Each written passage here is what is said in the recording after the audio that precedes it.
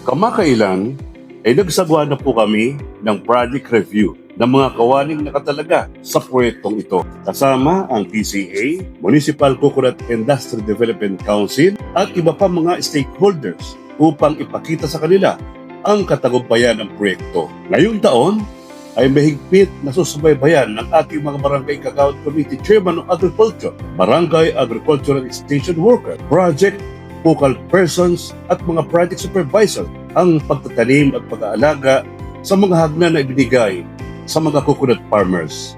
Muli po ako makikipag-ugnayan sa PCA upang matulungan tayo na mabigyan ng mga pataba at iba pang mga inputs. Sana ay hindi tayo dalawin ng mga bagyo sa susunod na mga taon upang patuloy na lumaki at pamunga ang mga niyog na ating itinanim.